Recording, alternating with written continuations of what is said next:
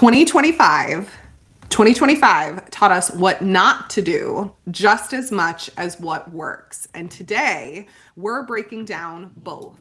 If you have ever felt like marketing trends change faster than you can keep up, us too. You're not alone.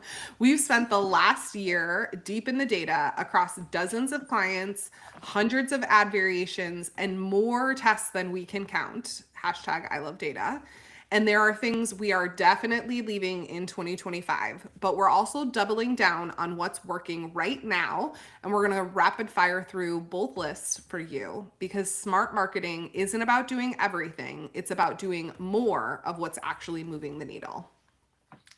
Welcome to Bringing Simplicity Unfiltered, where we share what's actually working right now and what's not when it comes to growing businesses to 7 figures. So if you want the truth, the good, the bad, and the ugly of building a business, then hit that subscribe button so that way you never miss an episode. All right, Judy, let's start with what we're leaving behind. Okay, so these things that we're about to discuss looked really good on paper. It was like, ChatGPT was like, oh yeah, that sounds really, really good. We should do all these things. But when we went to do them, performance tanked entirely. So the first one is going to be broad audiences, and we're going to share what broad audiences mean. But a lot of ours, you guys know this, are business coaches, and a lot of coaches really target entrepreneurs as a whole. But I like to use the name, sorry, Susie. I don't know who Susie is, but I always use her name. I don't know a Susie.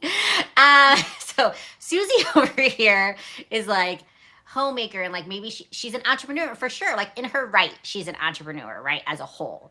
But when you do that, you actually have the data that doesn't, right? We're gonna like peel back the data. It was like, no, we should not be targeting entrepreneurs as a whole if you are a business coach. So we tested entrepreneurs as an audience. We hated it, and we're definitely not using that in 2026.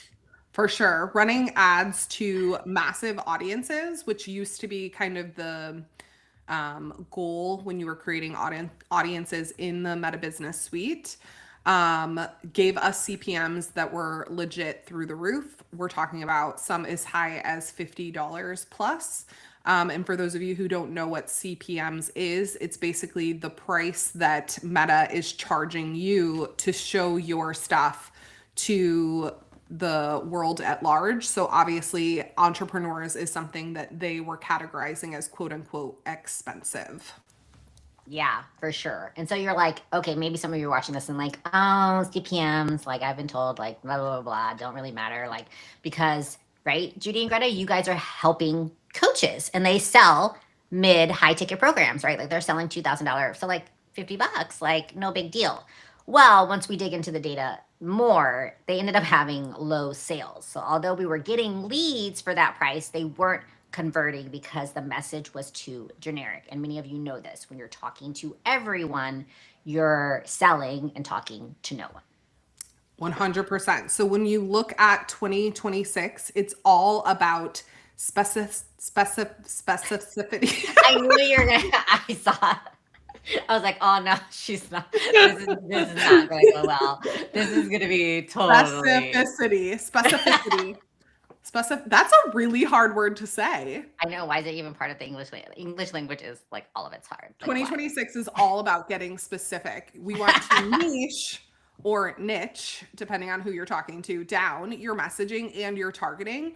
And if you currently do talk to a broad audience, think of ways you can segment people within that when you're developing your ad strategy. So you want to use more specific terms and you can talk to multiple specific groups. We just don't want to say things like, hey, entrepreneurs, right? So niche down your messaging, niche. You say niche, I say niche. It's okay. Your messaging and your targeting. And I'm probably wrong. It's okay. It doesn't matter. It's the English language. Nobody's right or wrong. Okay. Number 2 that we are leaving behind in 2025 is overproduced graphics. Listen, I love a gorgeous graphic. I love layers. I love texture. I love balance. I can totally appreciate when somebody puts a lot of time, energy, and attention into it. I love the good, like, based on design principles that are like tied to like color theory and things like this. Unfortunately, Meta and any other platform does not care about your fancy graphics, your drop shadow, your anything, right? Anything that you're putting on there. yeah. And every single time that we have included a heavily designed graphic in our ad mix, so we typically will test 8 to 10 ad graphics at a time. The ones that are highly designed underperform every single time against the more straightforward visual. And it's partially just because those pretty ones tend to be less scroll stopping, which is kind of seems crazy, but it's true. Yeah, for sure. And this is where it's like simplicity wins, right? When it comes to graphics for us, especially when it comes to ad graphics. Usually when you have something super fancy, it's like it kind of detracts people from it, right? It's like, no, I don't want to click that. Like you're actually trying to get me to click and like I'm playing a game with you and I'm not going to click on purpose. And so things that look natural to your organic post, right? This is why your organic marketing team needs to work and why we work really closely with whoever is running your organic to make sure that the ads and the organic are in alignment and where there's not like this whole thing out here where the ads are like it's very, very clear that it's an ad. So those that look like your organic are gonna get the clicks because again you're trying to attract your current audience. Why would you change your graphics if you're not trying to change your demographic, right? For sure. And so okay, so just to and if you're liking any of this information and you agree with us, feel free to subscribe and like this video. But just to recap, we are definitely leaving behind broad big audiences that are like entrepreneurs, overproduced graphics, and third, you may have guessed it by now, but overproduced videos. And so this one hurts a little because we do think a nicely produced video has a purpose, right? It has a purpose in certain parts, right? And if you are somebody that like has always and like that comes natural to you and that's like all you do, then keep doing that for sure. But when we say overproduced, we mean like things that are like flying in from this sideways, flying down, and like this like angle, that angle is it's too much. But it's true. It really is going to hurt you in the long run, and that's what we're leaving behind in 2025. Yeah, so the high-end animations, those cinematic edits, they do look amazing, but the raw selfie style videos keep winning. And I think that's because people can see you authentically as yourself. They feel like they're connecting with you as opposed to feeling like you have created an ad or you have created something that is very much outside of who you are. Yeah, and another thing along with what Greta said is having your captions, right? So your text that's on the screen, very straightforward. Like you don't need like a bunch of again fancy different text options or cursive styles. Just make it natural. Again, look like it's like just auto generated captions, and maybe you crop it, but the audience is going to connect and not feel. And also, like sometimes some of those things, honestly, are like too much to read, and like you don't want to read them. And so just do less, basically. Do less, yeah. It's maybe one of the times we say do less. So just recognize that polish is out and personality is in as you're thinking ahead to 2026. Okay, so this is an awesome part now, like the part that Greta and I are most excited about. So things that we are going to take with us into 2026. So enough about what's not going to work. Let's talk about what is going to work for them. Yeah, and these are the things that we are personally doubling down on next year for our clients and what you will hear us talk about a ton in 2026. So again, if the stuff that we're about to talk about sparks your interest, be sure to hit that subscribe button. Number one is SEO-enhanced captions and text. Meta has been loud about this. SEO is officially a part of the algorithm. It is reading your captions that are on screen for your videos. If you have images or carousels, it's literally looking in those words for who to target. And so everything that we do in 2026 will be SEO enhanced and optimized. Yeah. And I love this because we got this, and many of you who probably follow us kind of feel this already, but like a lot of things that we learn are from Neil Patel. And like we have like a lot of things that our team teaches. So he actually talks about this, and we do this a lot where we have Addie who uses Answer the Public. So if you're like, hey, I don't know where to go, definitely go there.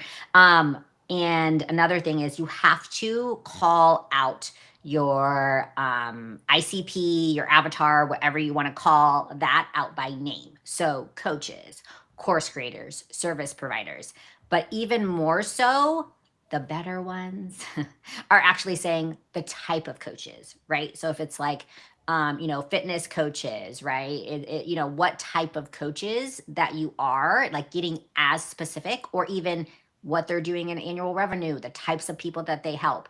And the more that you do that, the more that you niche down, Meta knows exactly who to show your content to. So remember, it's a data platform before anything else. And make sure that not only your text on video or your text on images is SEO optimized, you want to make sure that your captions are as well, and that they include searchable phrases and clear topics, because those things are not just for Google anymore. If you guys remember, we've talked about this a lot. Your social media posts are now searchable via AI. And so the more that you're using those SEO rich terms, the more that you're going to be recommended. Not to mention that Google also is now showing those Instagram posts and things like that. And so you want to make sure your captions would answer the question somebody is looking for an answer to if they're Googling or searching in ChatGPT or other AI places. Yeah, for sure. For sure. Okay. So one, SEO, captions, texts, all the things, right? Okay. So live, breathe it. We should get shirts made, Greta. The second thing are reach and awareness campaigns. And Greta, you would probably add in other types of campaigns in here, probably depending on where you're at in your business and the promotion that you're running right now. But if you've ever watched any of these episodes, any unfiltereds, any podcasts that we've been on, any stories, you already know what we're going to say about these and why they are so helpful. Yeah, and we will never stop running reach and awareness campaigns. I probably shouldn't say never. I try to not speak in absolutes, but ultimately they are the foundation of establishing you as a thought leader, of ensuring that the content you're creating gets seen, and ultimately they set the foundation for developing an audience who wants to buy what it is that you have to offer by having them engage with your content. Oh man, I could talk about reach stuff. I like want to go into a whole long spiel, but I won't because we have more to talk about. You won't, because there's another I know. episode on that's coming for that. Yeah. And we're gonna dig into each of these. You guys will see more episodes of these that will dig into each of these more in the future too. So, like Greta said, there's so much that it does for you, but it like warms up your audience and even your current audience. So remember, your organic content is not being seen by a majority of your followers. So it's going to help remind them, warm them up, continue to build you as an authority figure in your space, as a disruptor, as like we like to call it a lot of times. And it's usually results in lower conversion costs for you, which is great, right? We love that. We love more profitability. And it's so simple and such a low, like we have our clients usually spending like only hundreds of dollars. So if you think about that, usually it's like $1,000 to $2,000 a year in reach and awareness ads. And if you think about that and you're like, oh, I have like 2 courses that I have that are at that price. Great. All you have to do is sell 2 of those courses. So, and for those of you who have high ticket, it's like, oh, just one high ticket offer will cover my reach and awareness. And we get so many people saying like this is one reason why they ended up buying for our clients. Yeah, for sure. So I'm going to move on because I want to dig into that and everything that you just said. But number three that we're taking with us into 2026 is varying content formats. You will hear constantly about different like styles, whether it's short form videos, carousel, static images, different editing styles. Everybody talks about like this is in and you should go all in on this. And one thing that Bringing Simplicity has held true to over the last 5, 10, 15 years is that we always include a content mix, and we are going to take that with us into 2026. So when you think about creating content both for your organic social media as well as for ads, we want to include a variety of types of things and types of ways that people can consume your content. So that does include static images of you, shows your face, helps people know who you are with, bold text that is SEO enriched. Remember from number one. We want to have carousels that really, again, establish you as a thought leader, provide value, but still have a strong call to action. And then we want to use short form videos of you talking to camera with minimal effort or minimal editing, but effort from you as well, right? Like you don't have to have a fully produced, insane talking head video. It just needs to be you selfie style talking to the camera. All of these types of content have their place and have a person who enjoys consuming them. Yeah. And so mixing up your creative will keep all of the ways that your audience likes to engage because they don't know. They're not going to tell you. They're not going to be like, hey, again, I'm, Betsy. I don't know where Betsy came from, but I'm Betsy and I love. Where'd Susie go? I don't. Susie's over here. She's like the entrepreneur that's not. You know what I mean? And so Betsy is like, oh, I only love carousels. Like I love swiping through carousels. Like that's my thing, right? They're not going to tell you. So because you don't know, you got to mix it up. And that also avoids ad fatigue for you overall. And so giving your audience that mix will allow you to make sure that you don't miss anyone. For sure. And just remember that Meta, especially now more than ever, is rewarding variety. And your audience rewards variety. When we look at ad spend, sometimes it'll feel like, oh, that's not getting as much spend as my top performing video, but it still is showing in people's feeds. And so then they feel like they're seeing different content from you all the time. So just remember, change the medium, meaning use static images, carousels, and short form videos, but keep the message the same. We ultimately want people to feel like they're reading something similar or being sent to a similar end over and over again. Yeah, for sure. So, what do you do? So, here's what you need to do you need to audit your own marketing. So, go back and look at, listen to, take notes on what did not work, scratch that for you, and focus on the three things that we mentioned that do work.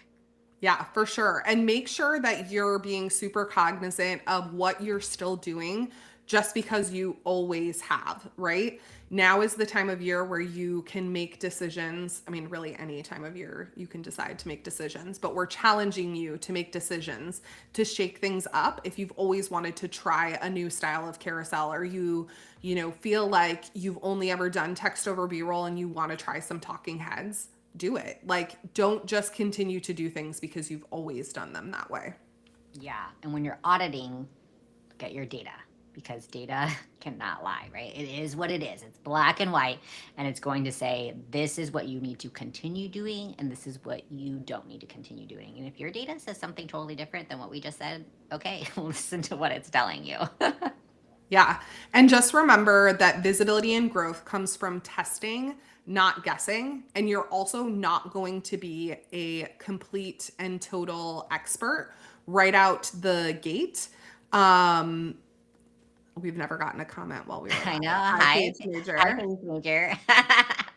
Um, you're never going to be able to do something perfectly every single time. And I think, especially as adults, we have this belief that our first talking head should be the best video we've ever recorded in our lives. But let's just remember that most of your social media will disappear. If you really have to delete it, 6 months from now because it was that awful, you can. But the only way that you're going to get better at something, and the only way you're going to actually know if it will impact or move the needle for you and for your audience, is by testing. And so just do more things, try new things, be willing to be outside of your comfort zone, and then track the data on how they perform. Oh, it's my turn to talk. Okay. I was like, oh, good, I was gonna finish it. Okay, so next week we're gonna be sharing more about how to know what to simplify in your systems to actually work for you, right? As people who have built multiple seven-figure businesses, we know which systems to start with to make sure that you're scaling efficiently and keeping them simple, so that way you don't want to like close everything down once you get to that part. So we will see y'all next week.